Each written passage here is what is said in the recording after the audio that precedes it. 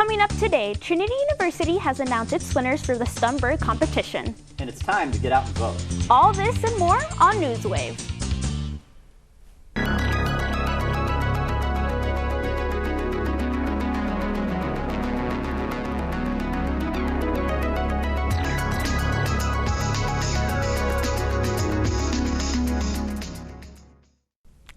Good afternoon, and thank you for joining us. Welcome to Newswave. Today is Friday, November 4th. I'm Cinthia Morales. And I'm Cole Isaacson.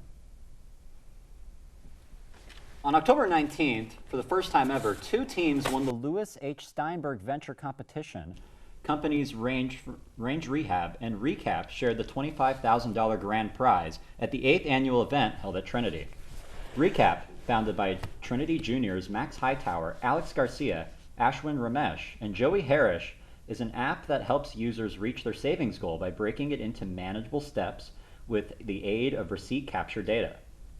Range Rehab, co-founded by 2022 graduate Nahi Kapoor, seniors Andrew Koop and AJ Bishop, and sophomore Mariana Sayan, commercializes a shoulder rehabilitation device built by San Antonio physical therapist Abraham Valdez. Our team here at Newswave and Tiger TV want to congratulate these teams on their successes. Title IX is a federal law that prevents gender and sex-based discrimination in schools and includes protections based on sexual orientation, gender identity, equality in sports, and sexual violence in schools. Angela Miranda Clark is the Title IX coordinator here at Trinity, and she has been lately working on extending awareness of her office beyond the mandatory training according to the Tritonian. Clark wants students' body to feel more comfortable speaking to her if they are ever in a situation that warrants her expertise. She said, quote, "I volunteer at a lot of student-facing events because I want to be around students when they are not in a crisis. Because she has been getting so involved by herself, Clark is hoping to expand past her one-person office to include peer educators, students who are trained in sexual violence prevention and education topics that serve as another resource for students to go to. In implementing this, Clark hopes to have a further reach to provide more resources that may be more comfortable for students to approach her." Clark said, quote, "I want no one's time at Trinity to be derailed by an incident of sexual harassment, sexual assault, or harassment or discrimination." As the semester progresses, many students may be feeling burnt out or stressed. This can make students feel more pressure and, quote, possibly lead them to experience additional mental health disorders, according to the Trinitonian. College students may have responsibilities in both their academic and personal lives, so it's important to try and find a balance between the two. Trinity students have found different ways of accomplishing this. One student said, quote, "When it comes down to taking care of myself, I make sure that I take the time each day to check in with myself and ask how I'm doing," end quote. Other daily things someone can do to improve their mental health include outdoor walks, getting better sleep, joining clubs and organizations, and improving time management. One student even noted, quote, "When I get the opportunity to self-care and relax, I really enjoy it. I love taking care of plants, playing video games, and reading in the dorm," end quote. With all of this in mind, the most important thing to remember is that self-care looks different for everyone, so it's necessary to figure out what works best for you.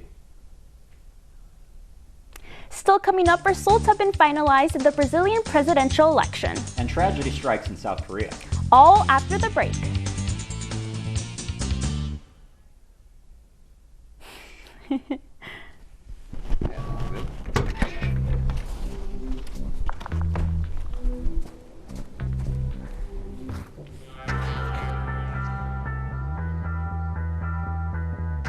When you throw away money on wasted electricity, you're throwing away everything you could have bought with it. Saving energy saves you money. Learn more at energysavers.gov.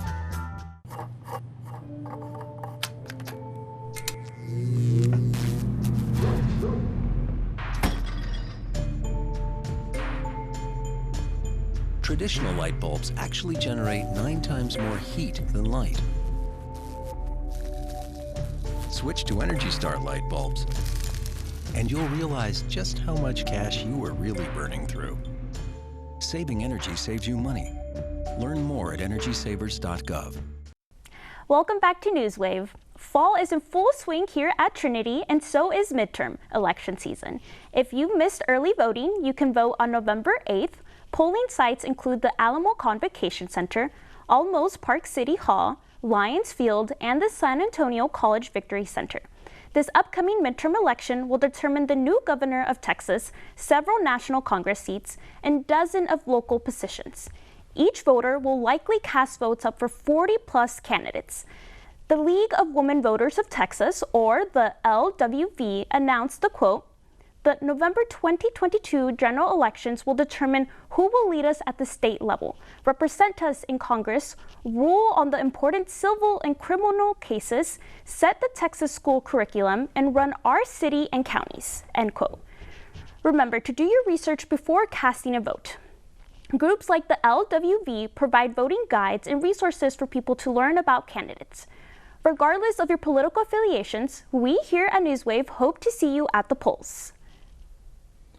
This year, there have been more law enforcement deaths in Texas than any other state to date, and the number of fatalities among firefighters is above the national average. In Bexar County alone, 102 first responders have died in the line of duty in the past 50 years.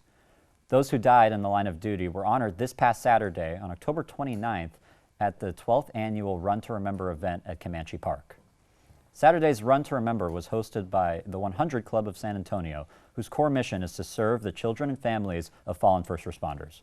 Over $5,000 were raised at this year's Run to Remember, where an empty chair was placed next to the finish line to symbolize those who never made it home to their families.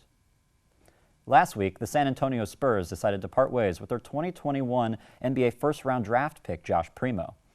At the time of the announcement, no explanation was made, and all of Primo's merchandise was removed from Spurs stores.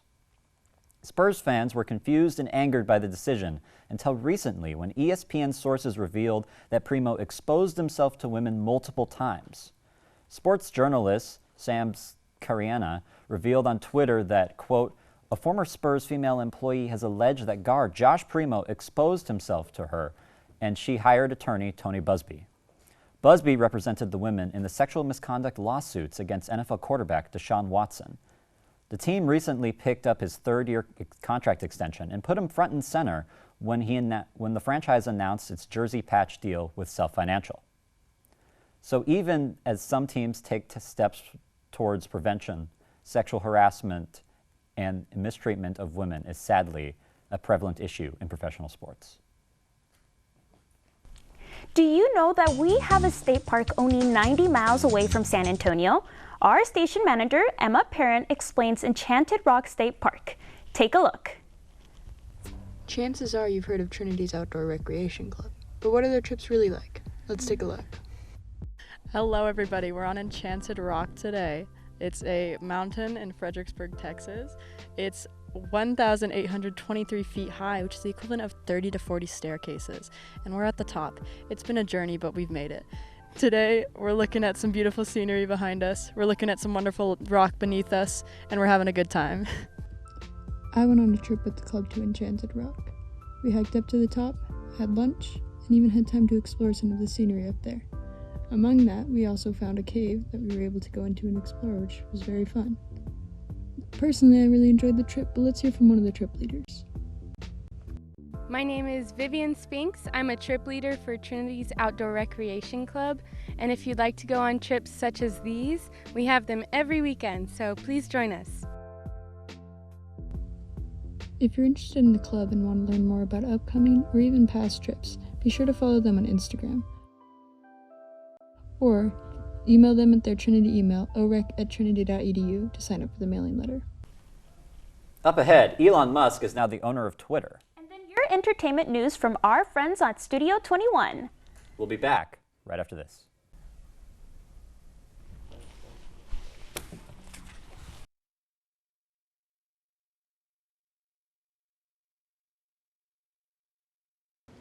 I'll pack the dead batteries. Great. I'll only put what I don't need into a duffel bag. Perfect. That's totally unhelpful. No problem. Meanwhile, I will try to comfort everyone by speaking in a calm voice. And I'll try to get the generator going without any gas. Oh, let's not forget the cell phones, which probably won't work. Right. And who is going to handle supplies? I can forget to do a list for us. Thanks, pal.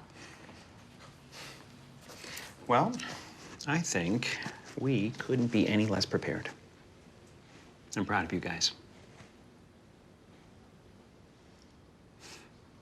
Talk to your kids about who to call, where to meet, what to pack. Visit ready.gov/kids for tips and information.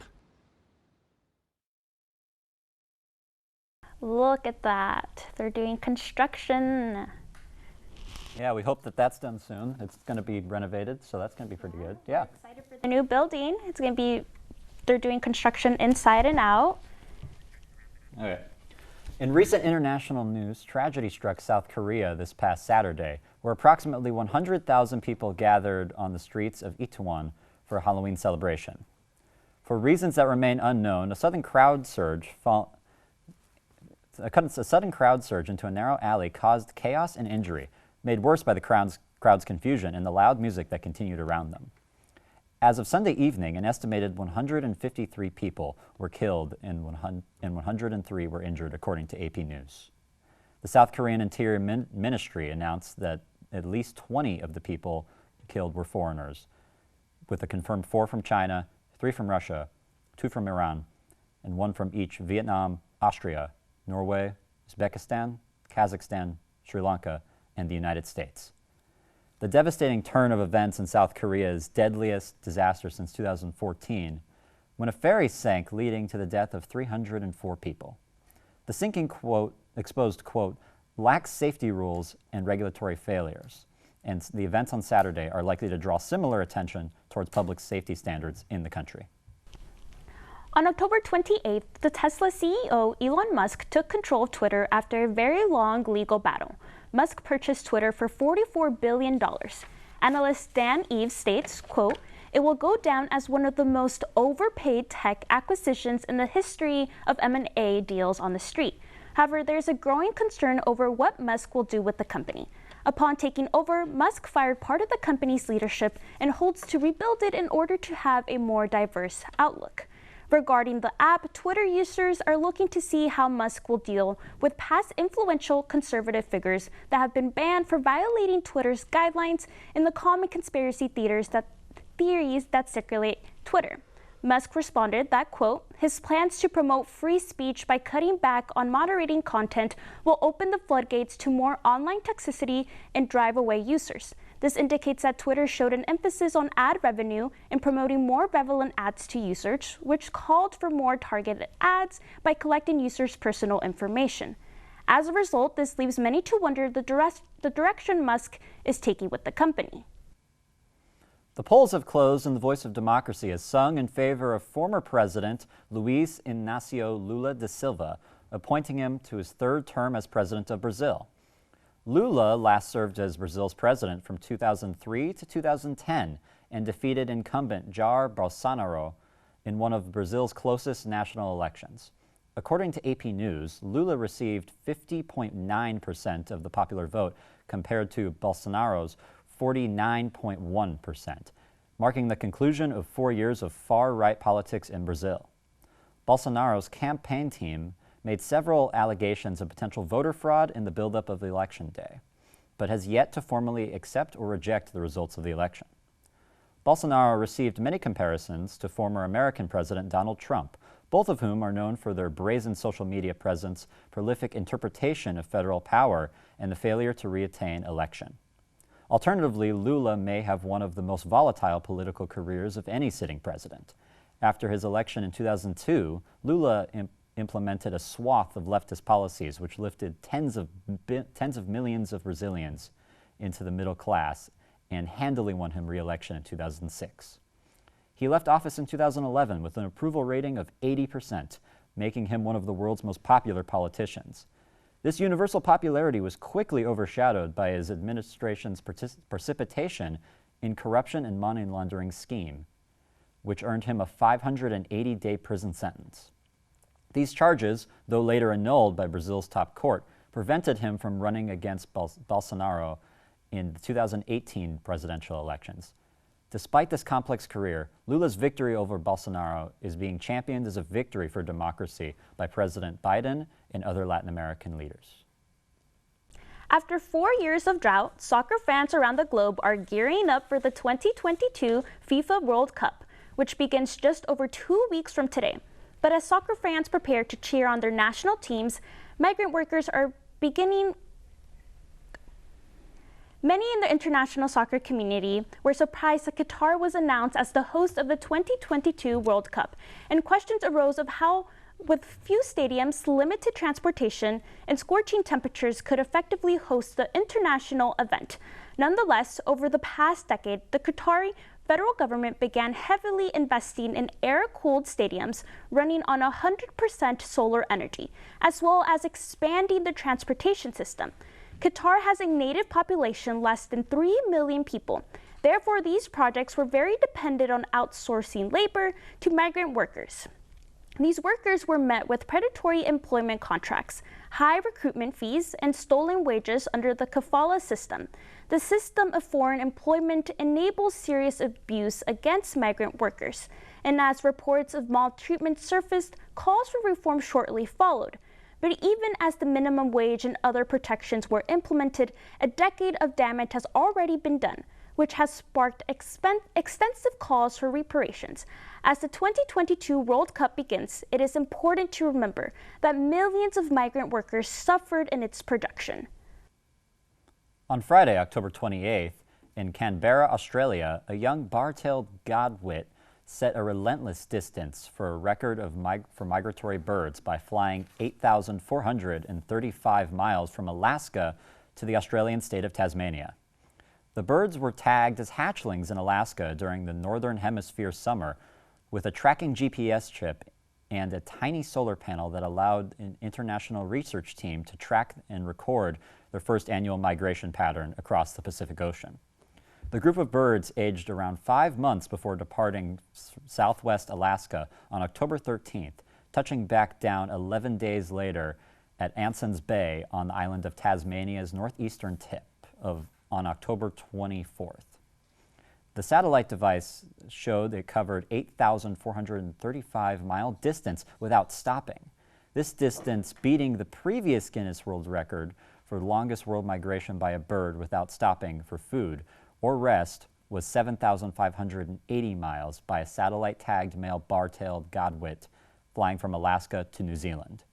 In response to the newly found record holder, a member of the project hoping to see the birds again once wet weather clears in the more remote area of Tasmania, where it will regain all the weight it lost from its hard migration. Still ahead, your update on sports from Caleb. And your entertainment news from our friends at Studio. This is our home. This is our studio, filled with empty seats and cameras waiting to press record again. With remote classes and the COVID-19 pandemic, it's hard not to feel like we've lost a community on campus. When we're not on campus, it's hard to feel home. But home isn't just a place. It's a feeling. And here at Tiger TV, we're bringing that feeling to you. Because while our studio is waiting for us, we haven't stopped bringing you the shows you need. Get involved with some of our diverse programming like Newswave, Studio 21, and The Not So Late Show.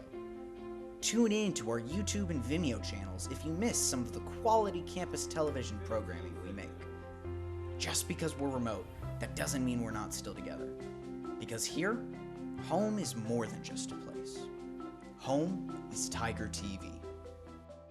Welcome back. For your entertainment news this week, we'll turn to Gossip Guru from Studio 21. Hello and welcome back once more to another episode of Gossip Guru. I'm Angelina. And I'm Erica. As you may remember, a while back we talked about Kanye as this whole fiasco began. Oh yeah, I do remember. I imagine it wasn't improved if we are bringing it up again. It has not. After he wore a White Lives Matter shirt earlier this month, he continued to make anti-Semitic comments left and right. This is obviously horrible behavior on his part, but it is also not at all the first time he has done something like this. Oh yeah, didn't he publicly support Trump or something? That and more. In the past few years, he has begun to express his support for a number of white supremacist ideas. One of the most notable being that when he declared slavery is a choice. Yikes. So it's not a recent thing for Kanye to say extremely problematic things. He's been going down an alt-right pipeline of sorts for a while, and he has officially reached the notorious point where he believes that Jewish people are evil and are secretly running the entire world. And he has faced consequences for this, right? He has recently been facing some, as both Gap and Adidas dropped him, leaving his clothing brand Yeezy without a sponsor company. One of the big reasons Adidas dropped him was both the anti-Semitic comments and also his recent insistence that George Floyd died due to an overdose and not at the hands of police. Following Adidas dropping him, West offered a lacking apology to a crowd of paparazzi, claiming that he didn't realize the harm his statements had. And I'm sure what he really means is the harm they did to him. That is definitely the case, and people online are not falling for it. I will say the fact that all his past statements never resulted in consequences like these makes you wonder about how far is too far for companies. Because apparently you can say that slavery is a choice, but you can't make anti-Semitic tweets. And that's not to say that one is worse than the other. Hot take here, but both are very bad. It ultimately showcases how companies don't care until it affects profits, as Kanye's latest string of statements have created a larger reaction from the public and a greater disdain for him than previous instances. I can definitely see that. Hopefully we don't have to discuss Kanye again, but hey, who knows? Although my story today is luckily a lot less serious. Would you say it's less serious? As a matter of fact, yes. I just want to ask hard-hitting questions like, why are celebrity Halloween costumes so bad? Wait, yeah, most of them are just so-so. Exactly. Most of these people have wardrobe and makeup teams at their disposal, and yet they give us the most boring, minimal effort costumes time and time again. Okay, but not... No, Angelina, JoJo Siwa's costume was amazing as Draco Malfoy. It's especially bad when you can tell they just bought something online and put it on with no actual effort. Exactly. Now, of course, there are plenty of exceptions. One of my favorite examples is Lizzo. She always commits to her costume and they look great, like her Marge Simpson. It is time to normalize shaming celebrities for having bad costumes. Yes, and that's not even to say if you're famous, you have to spend a lot of money on costumes. Just, if you're going to post about it and show off, it better be at least have some sort of flair, not just some generic, boring costume. I agree. And that's all we have for this week. I'm Angelina. And I'm Erica. Now enjoy our music video of the week, Dance by Justice. Welcome back, and now we're turning it over to Caleb for sports. Caleb?